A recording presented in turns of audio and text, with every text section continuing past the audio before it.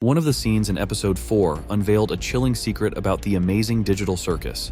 The moment with a cheerful Gangle, abruptly cut off by the truck scene, fully convinced us that the digital circus is a kind of game, or perhaps a parallel reality, where people end up after their death, with their consciousness transferred into a virtual space.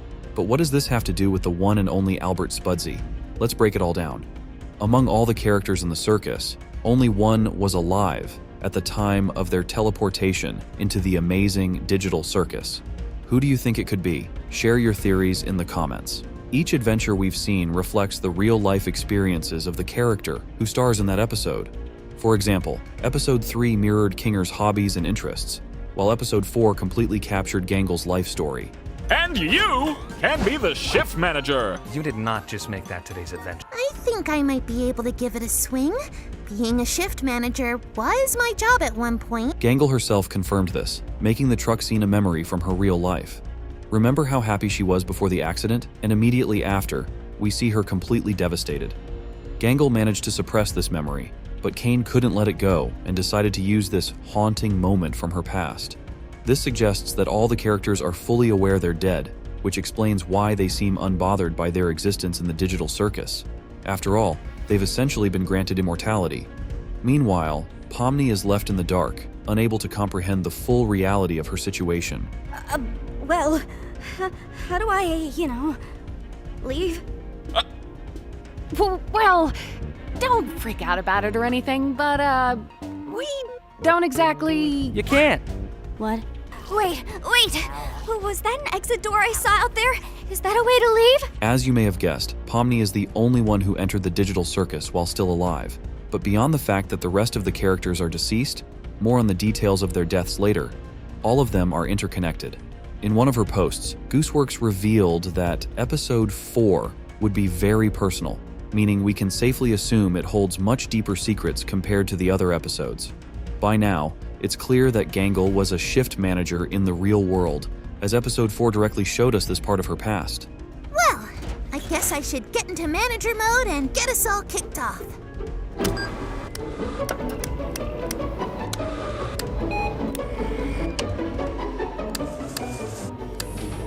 And with that out of the way, let's get to work, guys! And her death occurred shortly after the encounter with the truck. This much is clear, but few remember episode 2 and the similar truck we saw there, one driven by Gangle. More importantly, though, is who was sitting next to her. None other than the chaotic Jax. Let me clarify right away. Nearly all the characters work together in a fast food restaurant, and I'll prove this to you shortly. Episode 4, in this sense, can be considered the backstory for all the characters. In real life, Jax was someone Gangle couldn't stand, and she did everything she could to make his life miserable. This eventually pushed things to the breaking point, and on that fateful day, depicted in episode 4, it all escalated to a level Jax could no longer endure.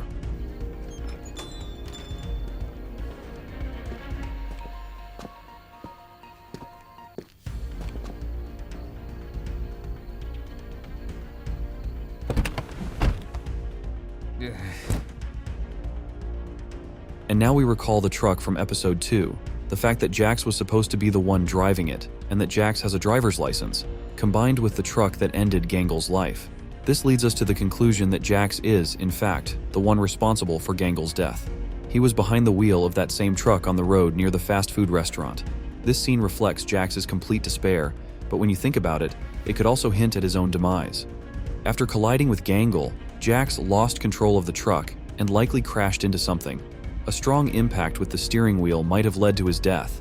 Interestingly, something like this was hinted at in episode 2. I'm sure many have noticed the rather intriguing relationship between Jax and Regatha. I want to see what your funny cartoon body does. Hey, take it easy. Oh, take it easy. That's you. Do you think pairing them up together is a good idea? Of course I do. Oh, you know how men are. Always having the silliest priorities. Don't I know it? The same dynamic can be observed between Jax and Zooble. All left behind. Yeah, what are you talking about? Ooh, a new AI. You don't want to mess with the new AI, Zuby? Yeah, no. And Zooble turned straight. My limbs straighten up and f*** off. What about you? He refuses to show us because he's a coward. The only thing holding Kane back is the fact that he likes us. I wouldn't push it. That's rich coming from you. Let's recall Gangle's words about Ragatha. Oh, Ragatha. I love her, but after a while it gets kinda hard to tell how genuine she's actually being. And realize that she knows far more about her than Pomni does. Episode 4 also gave us insight into Ragatha's not-so-helpful habit, disguised humorously as dumb sauce. But considering the mannequin's level of dependency, it's crystal clear what the creators were really implying. Taking into account how Ragatha was in the real world and Jax's character traits, it's not too far-fetched to assume that there could have been some romantic tension or even a relationship between them. But now, let's shift our focus to Zubul, as these three characters are deeply intertwined. Remember the end of their work shift? You know, when Ragatha gets off, I feel like she might need a designated driver. Why are you asking me? I'm closing tonight. Oh, no, I meant I'd drive her home. Oh. I think she gets off in an hour? Okay, I can stick around until then. Zubul wanted to take Ragatha home herself, but seeing the state Ragatha was in, it became clear that even if they made it to Zubul's car, they weren't going anywhere. It's highly likely that Zubul realized she couldn't manage driving while also looking after Ragatha. Then, they spotted Jax in the parking lot. The same Jax who, as we know, hadn't left for home yet. Zubul asked Jax to drive them home while she kept an eye on Ragatha, but somehow Jax managed to transfer them into the infamous truck.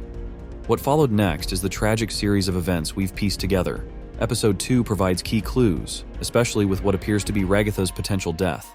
After the crash, Ragatha may have survived initially, but shards of the windshield likely pierced her body, with one fatal piece striking her heart. As for Zubul, her mismatched body parts in the digital circus suggest she suffered the most devastating injuries, practically being put back together after the accident. This aligns perfectly with the theory that the digital circus represents life after death. The lack of pain among the characters makes sense. After all, how can you feel pain if you're already dead? Lastly, the final piece of the puzzle is Kinger. Being the last to die in the real world, he seems to possess a unique ability that sets him apart. Just leave it to me. I can handle this.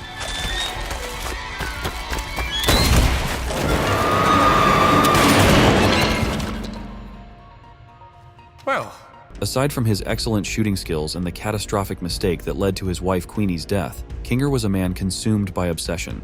His tragic fate lingered even after his death, subtly reflected in the final scene of episode 4. We see Kane handing out scores after the adventure, and on the chalkboard, there's an image of Kinger participating in a rodeo. This moment likely references an actual event from his life, rodeo being the passion that helped him cope with the devastating incident involving Queenie. Now let's circle back to episode 2. In the scene with Ragatha, we're shown Kinger with knives piercing his head. This could very well be a callback to his rodeo days. What if, during one fateful ride, Kinger lost control and the bull gored his head with its horns? This theory not only aligns with his strange appearance in the digital circus, but also explains his erratic behavior, which could be a mix of lingering trauma and the weight of his personal tragedy. And lastly, let's figure out who's behind the creation of this whole space.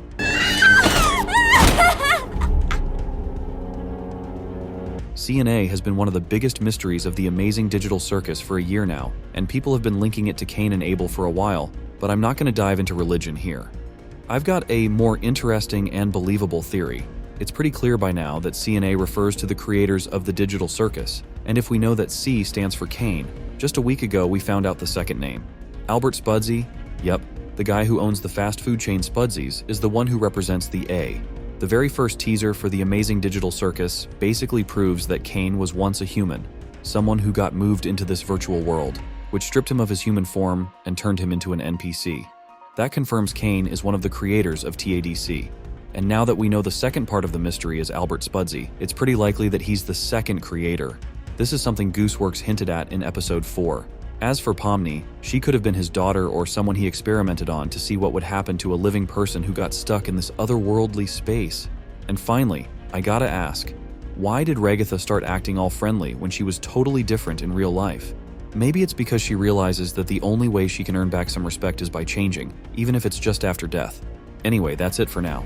See ya.